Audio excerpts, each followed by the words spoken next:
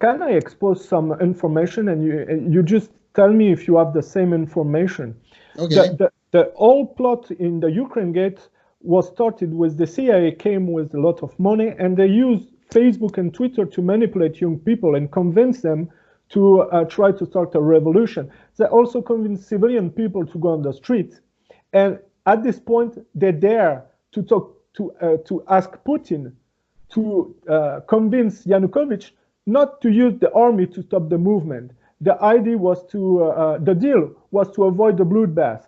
And Putin said, okay, I'll do that because I don't want any bloodbath. While he succeeded in convincing Yanukovych, the Occidental side did the opposite of what they promised to Putin, and the Ukrainian pro-Occidental side used sniper to shoot in the back in their own riot, and they blame Yanukovych for this. And this is a pro-Russian gangster has been replaced by a pro-Occidental gangster who was a Trojan horse for Goldman Sachs, basically, and the catastrophic consequences for the Ukraine economy. Do you have the same information? Oh, yeah, of course. And you know what you're talking about, there were groups called the Azov Battalion, which is openly honoring their mentor, Stefan Bandera, who headed the Ukrainian SS during the Nazi occupation period. The Bandera movement is responsible for more than 100,000 known deaths of Romanians, of Hungarians, Russians, Jews, and others. It may be as many as 800,000, according to some of the figures. And the Azov Battalion, which is now, through Padabui and several other people, inserted in Ukraine's security forces. Also, the Pravi Sector, the political party of this movement, is a Nazi ideology marching behind swastikas when they go in the street. And the story that we've gotten on this is that they brought in sharpshooters, including from Georgia, former Russian Georgia, to carry out the assassinations in the Maidan Square, where they killed police and they also killed demonstrators. And they blamed it all on the Yanukovych security forces, who had been told by Yanukovych to stand down and not shoot.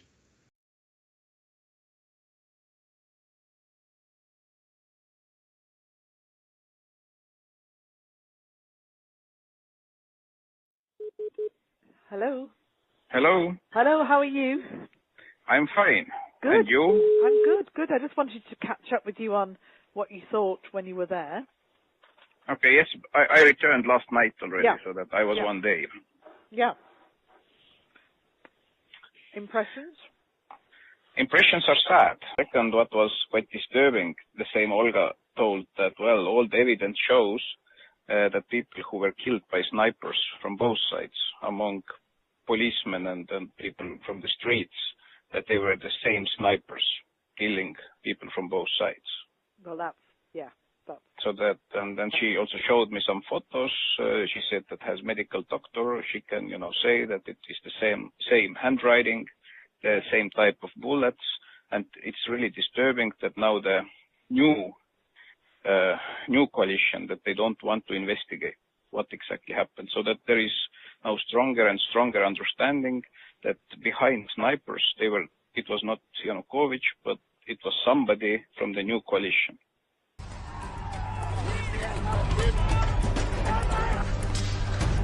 « 18 février 2014, via Institutskaya à Kiev. Notez la voiture Honda immatriculée AA4774CO. C'est dans ce véhicule Honda que sera retrouvé le fusil à lunettes doté d'un silencieux. Et nous en reparlerons plus tard. Nous voyons ici un jeune homme avec un casque blanc. Il reste à proximité de cette Honda. On dirait presque qu'il n'est pas intéressé par ce qui se passe dans la rue. Notez bien cette fermeture éclair sur le blouson de l'homme au casque blanc. C'est la même que celle sur la manche du conducteur de la Honda. En fait, c'est la même veste que celle de l'homme au casque blanc. Et voilà le casque blanc sur le siège passager. Le conducteur de la Honda immatriculé AA4774CO va bientôt être obligé de montrer ses papiers, mais aussi le contenu de son coffre. C'est là que les manifestants vont trouver le fusil à lunettes doté d'un silencieux. C'est bien la même Honda avec la même immatriculation gouvernementale. Vous pouvez contrôler par vous-même. Les manifestants bloquent la voiture où ce fusil a été trouvé. Regardons ce qui se passe maintenant. Le fusil est caché des regards indiscrets par le député et leader de l'opposition Sergueï Pachinsky. Avouez que son apparition à l'improviste, à côté de cette voiture transportant le fusil, est un brin étrange, n'est-ce pas?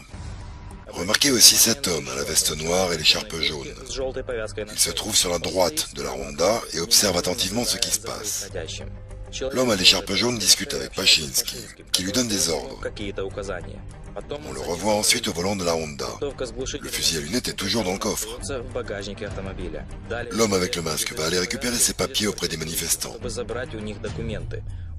Il est clair qu'il veut dissimuler son identité, car l'air dans la voiture, aussi bien qu'à l'extérieur, est parfaitement respirable. Pourquoi la voiture contenant le fusil et l'homme masqué s'en vont-ils ensemble?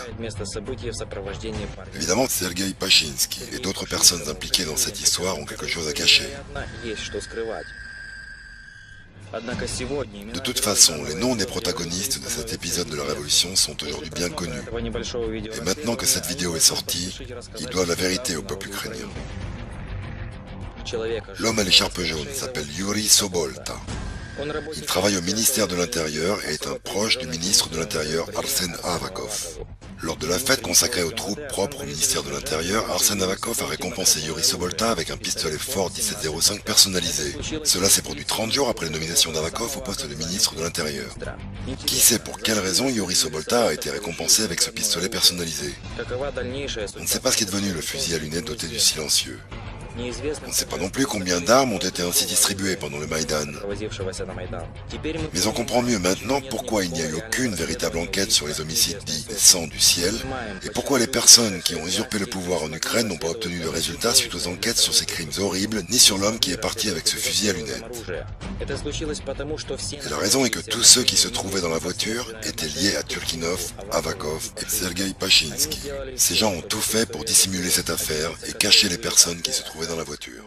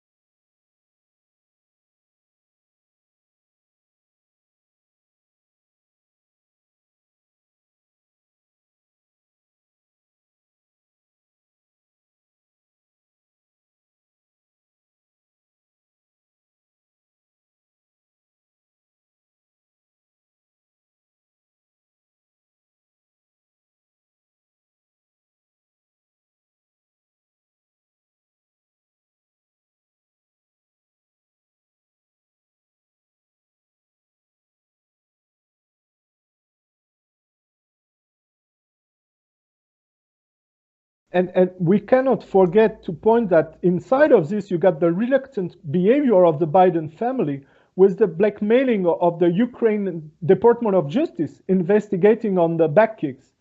Can you develop this? Because it can be interesting for the audience too.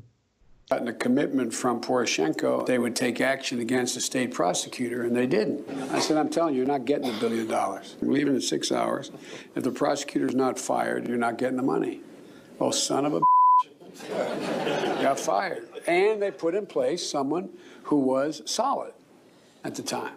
Well, it just so happens that the general prosecutor was investigating an energy firm in which Joe Biden's son, Hunter Biden, was heavily invested. Burisma Holdings is an energy corporation in Ukraine, and Hunter Biden, the son of the former vice president, has made a rather handsome profit from it, especially in the aftermath of the 2014 events in Ukraine in which pro-EU forces took power. All it took was a phone call from Papa Joe, and that prosecutor was out. We had plans that included interrogations and other crime investigation procedures into all members of the executive board, including Hunter Biden. Well, here's the key point about Biden. You know, I know everybody's worked up on the Hunter Biden, his son, getting money from an oligarch to work for Burisma, the oil company. And that's pretty, you know, when you have the vice president of a country that you're dependent on send his son in to get almost $70,000 a month to sit on the board of a company that he knows nothing about their business, that's corrupt. But much worse, what was Biden's actual role? He was the Obama administration's point man in Ukraine. He made, by his own admission, 12 or 13 trips to Ukraine. He met with these neo-Nazis.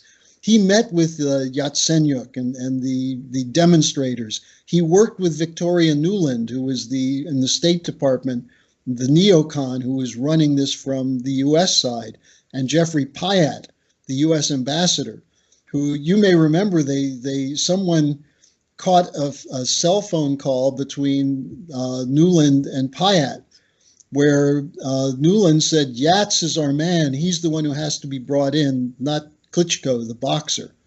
And when they were joking about the EU might not like it, Pyatt said, fuck the EU. And so that would be great, I think, to help glue this thing and have the UN help glue it.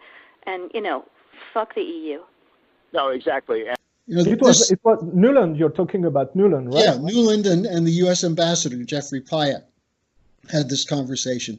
Now, why was that not a big story? Why is it not a big story that neo-Nazis were brought in to run the security forces that then carried out the assassinations of the pro-Russian people in the Donbass and in Odessa, where 30-something people were incinerated in a building by these neo-Nazis?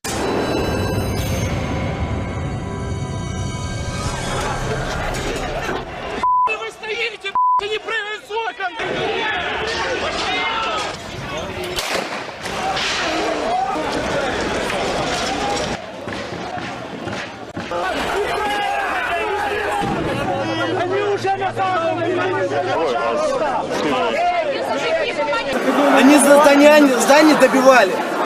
Двух ребят они забили палками до смерти. Это что, блядь, нормально? Это единая страна, сука? Пожалуйста, ваши СМИ, блядь, называли нас. Их ночью вывозили. Извините, я буду это говорить. Они называли нас террористами, когда нас, сука, правый сектор, пидорасы, загнали на крышу, закидывали и кричали, сука, смерть врагам. Кому смерть врагам? Они кричат «Единая Украина». Я ебал в рот такую единую Украину. Этот весь сразу. Расскажи, как здание разбивали. А где остальные? Хронология. Они пришли. Там дети погибли, женщины погибали, старики погибали. Извините, они несчастных добивали, в голову убивали, добивали, прыгали. ВВшники не могли ничего сделать, они взяли в оцепление ВВ. ВВ только подходило вот так вот щитами. Среди них разрывался цепь, и они прыгали по трупам. Ребята, по трупам прыгали. А где остальные? Это же не все. Остальные на 6-м километре, ребята. Надо ехать забирать. Как вас зовут? Меня зовут Ваня. Спасибо. Ваня, держись. Я держу. Ребята, говорите правду.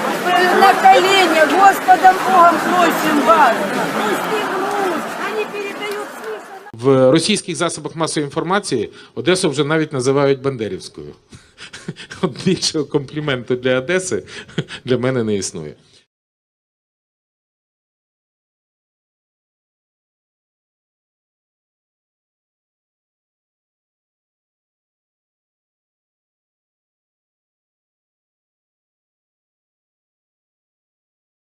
So now here's the interesting thing, though, Boris.